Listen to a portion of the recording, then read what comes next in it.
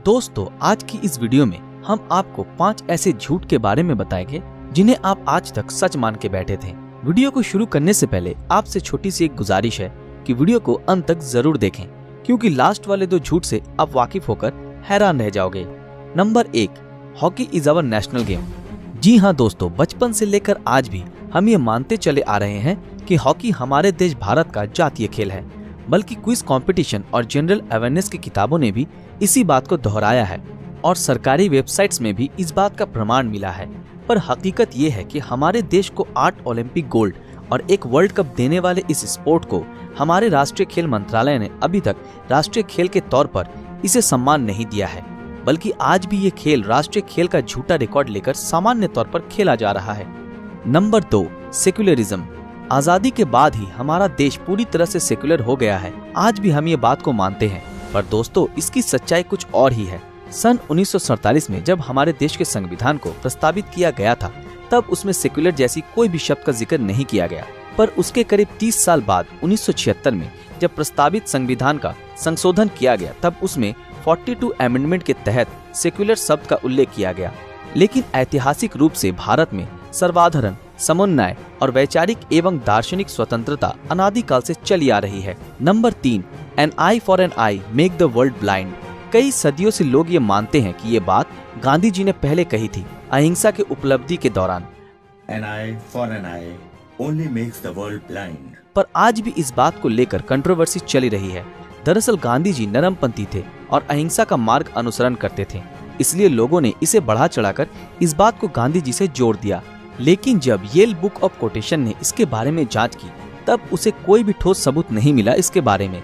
इसके अलावा Lewis Fisher ने गांधी जी की बायोग्राफी लिखते वक्त इसी शब्द का इस्तेमाल किया, पर यह कभी यकीन के साथ नहीं कहा कि जिससे कि मालूम चले कि गांधी जी ने खुद ये बात कही थी। Number 4, slaves are made pyramids. Egypt का हैरान कर देने वाला निदर्शन पिरामिड्स से हम तो बहुत अच्छी तरह से वाकिफ हैं, पर ये पिरामिड को बनाते वक्त इससे जुड़ी कई सारी झूठी बातें फैलाई गई थी, जो आज भी लोग सच मान रहे हैं। जैसे कि कई पौराणिक किताबों में लिखा गया कि ये बड़े बड़े आकार के पिरामिड्स वहां पर कैद रहने वाले गुलामों द्वारा बनाई गई थी। पर आज साइंस की बदौलत से आर्कियोलॉजिस्ट द्वारा चली रिसर्चों ने इसे सरासर गलत साबित कर दिया है। और आप भी जरा सोचिए कि एक देश में इतने सारे स्किल्ड गुलाम नहीं हो सकते जो कि इतने बड़े पिरामिड को कुछ ही समय में बना सके, बल्कि कई शोधकर्ताओं ने और कुछ रिसर्चरों के रिपोर्ट के मुताबिक ये मालूम चला कि सिर्फ वहाँ के गुलाम ही नहीं, वहाँ के रहने वाले सारे प्रजाओं ने और स्किल्ड लेबरों ने भी इसको बनाने में हाथ बटाया था। अगर पूरे देश के लोग इसको बनाने में एक दूसरे की मदद नहीं करते, तो कभी भी इसको अंजाम देना मुमकिन ना होता।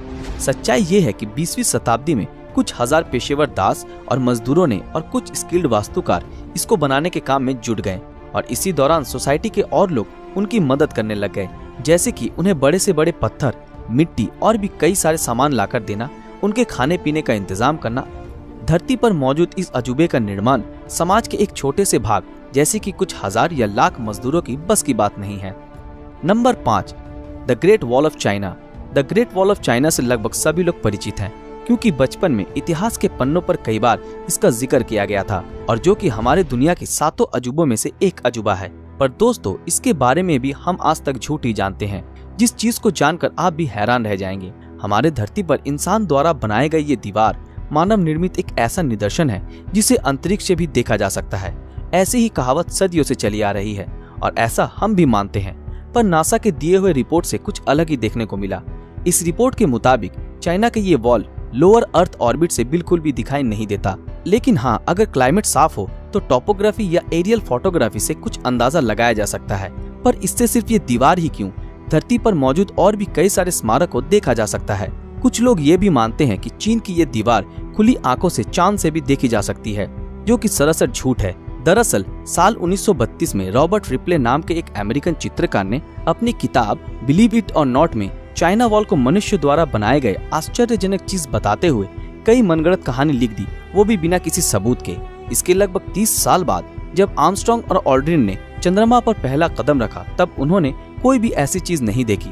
तो दोस्तों, अगर आपको सच में चाइना का वॉल खुली आंखों से ही देखना है, तो आपको चांद या अंतरिक्ष नहीं बल्कि चाइना जाना पड़ेगा। दोस्तों, आज के लिए बस इतना ही। आज की हमारी ये वीडियो आप लोगों को कैसी लगी, हमें कमेंट करके जरूर बताएं। अगर आप हमारे इस चैनल पर नए हैं तो हमारे इस चैनल को सब्सक्राइब करके बेल आइकन ऑन करना ना भूलें और ज्यादा से ज्यादा शेयर जरूर करें। तो मिलते हैं आपके साथ अगले वीडियो में, तब तक के लिए शुक्रिया।